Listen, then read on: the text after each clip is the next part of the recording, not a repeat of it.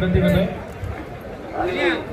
जाईल आणि पहिली जी ब्रिजची चिठ्ठी होती ती ड्रॉप होऊन दुसरी ब्रिजची चिठ्ठी काढली जयेश मनोज शिंगोले यांचा देखील एक मिनिट संपलेला आहे.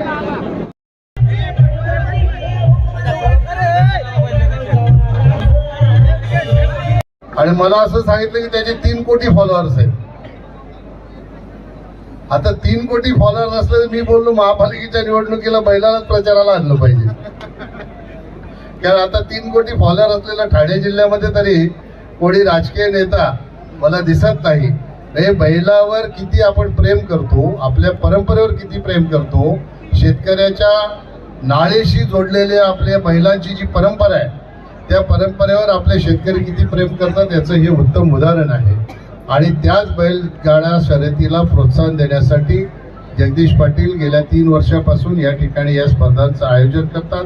निश्चितपणाने त्यांचं कौतुक करावं तेवढं थोडं आहे. मला असं जबाबदारीने विधान करावं वाटतं, हे माझं व्यक्तिगत मत आहे. कदाचित क्रिकेटच्या नंतर महाराष्ट्रामध्ये सगळ्यात जास्त लोकप्रिय काय असेल तर बैलगाडा शर्यत लोकप्रिय आहे. एवढ्या उत्साहाने दिवसभर या ठिकाणी उन्हातानामध्ये आमच्या शेतकऱ्याचा पोरगा या शर्यतींसाठी उपस्थित असतो. तो फक्त आनंद लुटण्यासाठी नाही तर शेतकऱ्यांची ही जी परंपरा आहे ती जोपासली पाहिजे, तिला प्रोत्साहन देण्यासाठी या ठिकाणी उपस्थित असतो. म्हणून आपलं सगळे या ठिकाणी जे या शर्यतीसाठी आलेत त्यांचं सगळ्यांचं मी कौतुक करतो. भविष्यामध्ये अशीच आपली परंपरा, आपली संस्कृती टिकवण्यासाठी, या स्पर्धेचं महत्त्व वाढवण्यासाठी आपण सगळ्यांनी योगदान देऊया.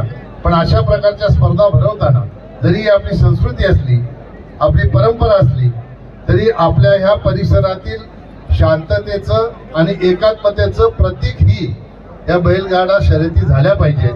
कारण या शर्यतीला नेहमी गालबोट लागते आणि मग पोलीस आपल्याला परवानगी देत नाहीत. या शर्यतीला गालबोट लागण्याच्या ऐवजी येणाऱ्या काळामध्ये अशा प्रकारची परिस्थिती आपण या स्पर्धांच्या माध्यमातून निर्माण करूया की येणाऱ्या काळामध्ये पोलिसांना असं वाटलं पाहिजे की तुम्ही बिंदास करा, आम्हाला यायची गरज नाही. इतक्या शांततेने आणि एकात्मतेने आपण या स्पर्धेचं आयोजन करून यशस्वी करता. म्हणून माझं सगळ्या तमाम ह्या रसिकांना माझं निवेदन आहे, माझं आवाहन आहे की भविष्यामध्ये ह्या स्पर्धांमध्ये गालबोट लागणार नाही आणि आपली एकता, एकात्मता, शांतता याचं प्रतीक म्हणून या स्पर्धा नावारूपाला येतील. त्याच्यासाठी आपण सगळ्यांनी योगदान देण्याचं काम करूया. अशा प्रकारचं आव्हान आपल्याला सगळ्यांना मी करतो आणि जगदीश पाटील आणि त्यांच्या सर्व सहकाऱ्यांचं कौतुक करतो. जेवढं कौतुक करावं तेवढं थोडं आहे. अशा भव्य दिव्य स्पर्धांचं आयोजन, महाराष्ट्रात सगळ्यात मोठी स्पर्धा, अशा प्रकारचं फक्त नाव दिलेलं नाही तर ही मोठी स्पर्धा महाराष्ट्रातली खऱ्या अर्थाने आहे. काय कुठली गाडी आहे? ग्रँड आय10 असं कोणालाही माणसालाही वाटेल गाडी बघितल्यानंतर की आपणही धावलं पाहिजे, ही शर्यत जिंकली पाहिजे आणि गाडी जिंकली पाहिजे. 12 बाईक ही आणि काय 12 फ्रीज, 12 सायकल याव्या. एक बैल दिला तरी बस, त्याच्याऐवजी एक बैल दिला पाहिजे 35-40 लाखाचा. पुढच्या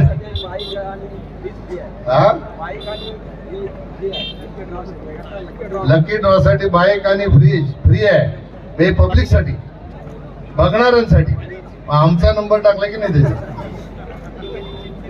अशा प्रकारे सर्व स्तरावरील लोकांचा विचार करून या स्पर्धेचं आयोजन करून खऱ्या अर्थाने जगदीश पाटील यांनी महाराष्ट्रातली सर्वात मोठी स्पर्धा हिचं आयोजन केलेलं आहे. देवेश पाटील त्यांच्या पाठीशी खंबीरपणाने उभे असतात ना.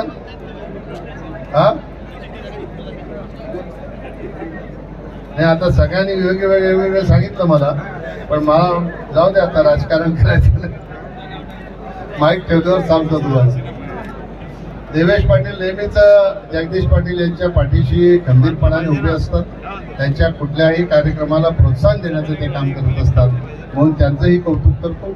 आपल्या सगळ्यांना कालच्या झालेल्या होळीच्या शुभेच्छा देतो.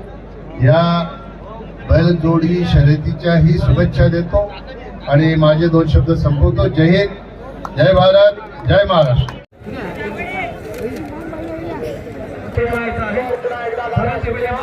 मोरे केसरी गोविंदा मावळवाला सुंदर अशा दोन गाड्यांमध्ये सुंदर अशा तशी आपला अँब्युलन्सवाला आहे का अँब्युलन्सवाला मला वगैरे आहे हे बघा खाली जे बैलगाडा मालक आहेत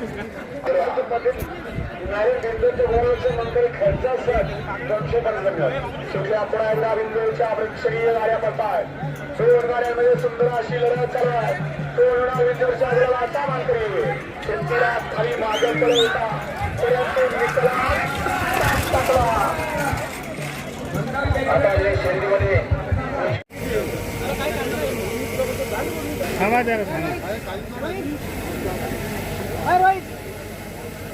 ओके. भिवंडी लोकसभेचे माजी खासदार तथा माजी केंद्रीय मंत्री कपिलजी पाटील साहेब यांच्या वाढदिवसाचा औचित्य साधून 4 मार्च रोजी इताड्या गावामध्ये मोठा बिंजोरचा ऐतिहासिक मैदान आम्ही आयोजित केला आहे आणि या ऐतिहासिक मैदानासाठी महाराष्ट्रातून तमाम बैलगाडी शौकीन आणि खास करून आपले काय तो बैल आपला बकासूर बैल, मथुर बैल, घोटचा सर्जा, अनेक बैल म्हणजे आणि एक वैशिष्ट्य असं की अनेक लोक शर्यती करत असतात पण आमच्या इथल्या शर्यती आम्ही म्हणजे कुठल्याही प्रकारची प्राइज न घेता यावेळी 12 बाईक, 1 4 व्हीलर, 12 सायकली, 12 फ्रीज आणि इत्यादी अजून वस्ती आम्ही पूर्ण अशुल्क प्रमाणे करीत असतो आणि या 4 व्हीलरचे आजचे मानकरी ठरले ते पनवेल ओवल्याचे संतोष शेठ घरत त्यांना ही आजची 4 व्हीलर आमच्या लकी ड्रॉ मधून त्यांना ती त्यांची चिठ्ठी निघलेली आहे त्यांना आम्ही ती देत आहोत. संतोष शेठ घरतला एक विनंती करतो की या वर्षी जसे आमच्या शर्यतीमध्ये तुम्ही सहभाग घेतला तसाच पुढच्या वर्षी आमच्या शर्यतीमध्ये आणि आमच्या इतऱ्या गावावरती प्रेम दाखवा.